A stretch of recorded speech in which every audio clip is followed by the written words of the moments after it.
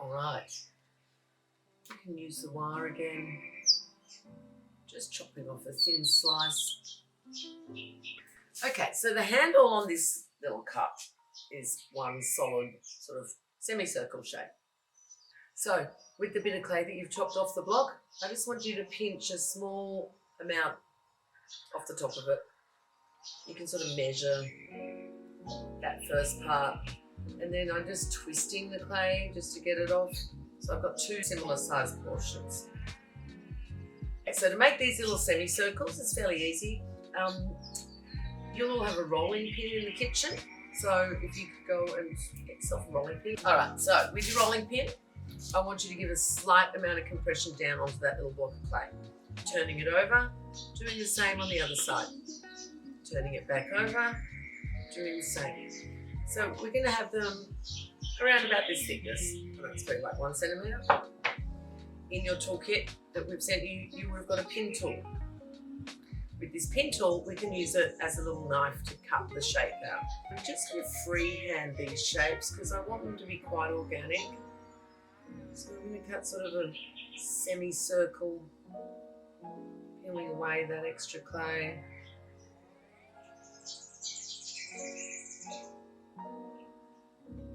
And I'm going to cut a straight-ish line down this side.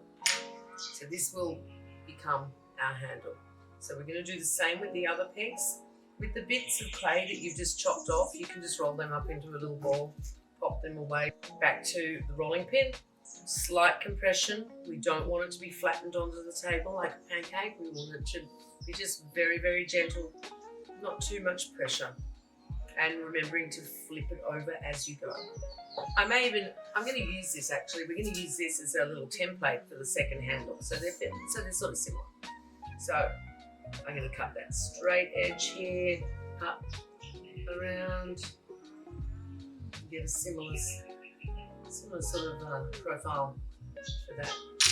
Now have two little semicircles. We're just going to refine these a little bit.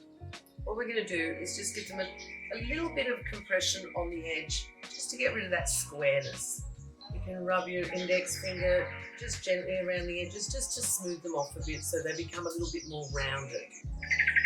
So we've done that one. I'll now get the other one. Slight little compression around the edge just to get rid of that squareness again. Putting our finger or thumb around this top edge on both sides just to get rid of that squareness.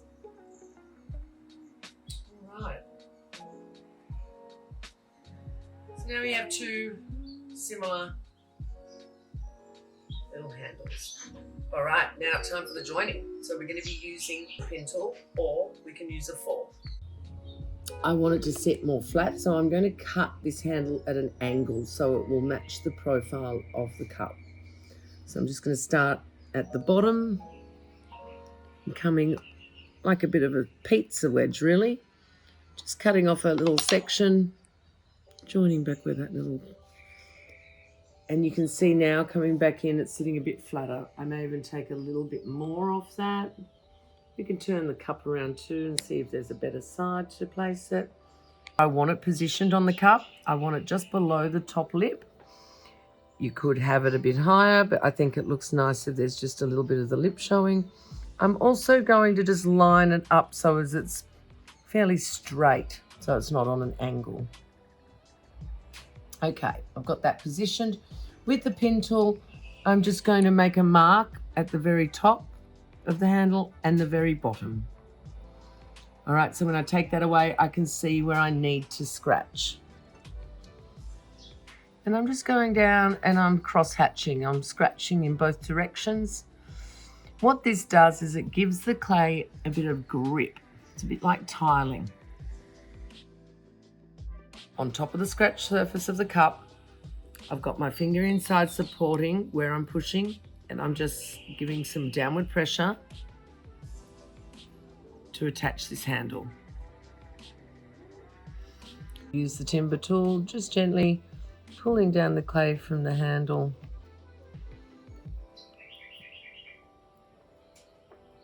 Onto the side of the cup.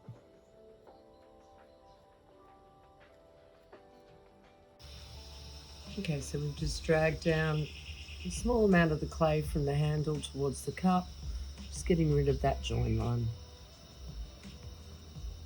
Make sure we get all the joins where you can see that we've placed the handle there. We don't want to see this line. So we're going to use this timber tool and just gently coming down and joining the clay body together. Okay, so we've joined and attached the first handle, ensuring that you can't see any lines around where you have joined this piece on the cup. Alright, so cup one done.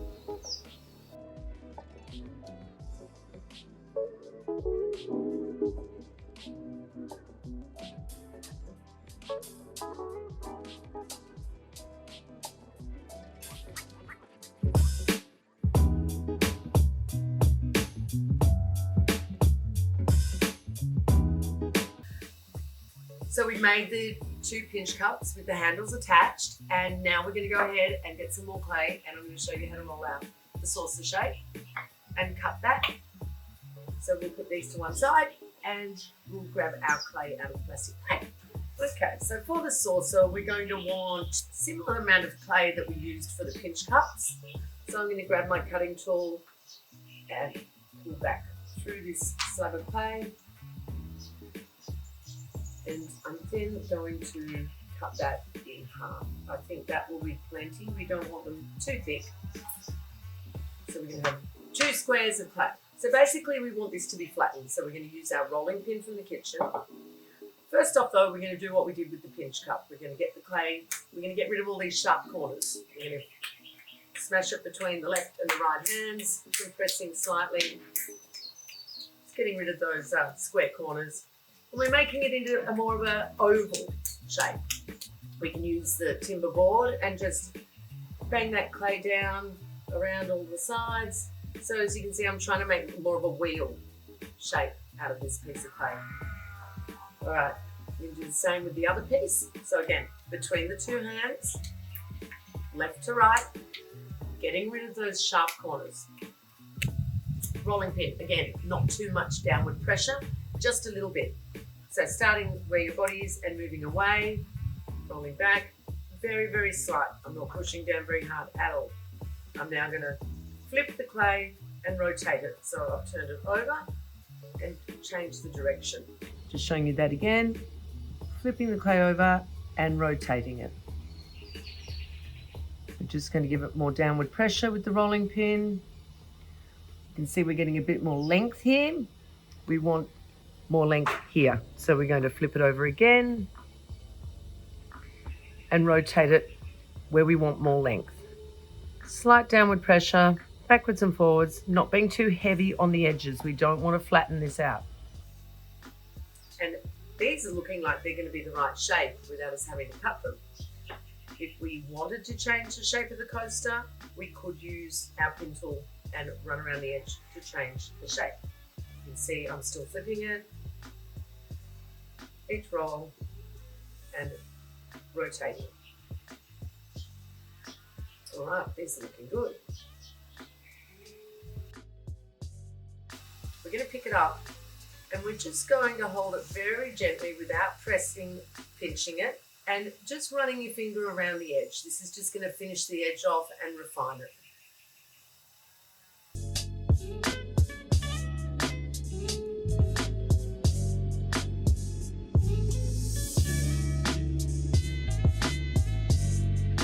I like that organic shape that we've got there, so I'm going to leave it that shape. Go ahead and get our second wheel of clay that you prepared. And again, starting very slowly, little bit of downward pressure, flipping and rotating.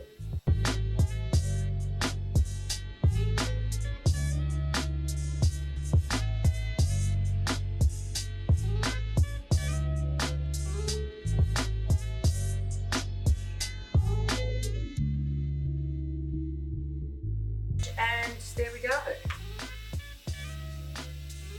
Checking the edges one last time. And voila, we have 2 espresso cups with handles attached and saucers. Cute as. Okay, so if there's any lumps or bumps that you're not happy with, you can get your round sponge that came in your clay kit and a small amount of water, and you can just go over the vessel and the saucer and get rid of any sort of imperfections with that sponge. Not too damp. I'm really happy with the raw textural finish and the finger lines and marks, so I'm going to leave mine like this. We are going to pick them up using the pin tool to sign your name on the bottom. So you want to put your initials, or you might want to put your name, not scratching too deeply. I'll just write Zan on these.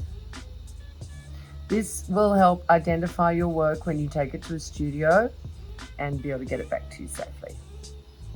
These cups and saucers just need to dry. With a cup, we can leave that just out of the sun, in the shelf, in the pantry, or on a shelf in the lounge room. With your saucers, if it's very hot where you are, these are going to dry pretty quickly, and we find that when flat things dry, they tend to concave. Now, you don't want that happening, so I would place the two saucers maybe inside a cupboard, somewhere that's a bit cooler, and just leave those to dry really slowly. If you don't have anywhere suitable, you can just put a little bit of plastic over the top of them loosely. It doesn't have to be airtight, just so they dry really slowly and they don't end up walking on you. These will probably take, depending on the weather in your area, anywhere between 3 and 5 days to be completely bone dry. Once they are bone dry, they are ready for their bisque firing. That's up to 1,000 degrees. You can go ahead and look on our website for suggestions as to ceramic studios in your area, or you can contact us at the Clay Barn and we will be happy to fire your pieces for you. Once they have been fired, they can have a glaze put on them. In one of our other tutorials, if you would like to do some painting and you've purchased our underglaze painting set, we will be showing you how to apply some really cool designs to your little cups. Thank you for watching.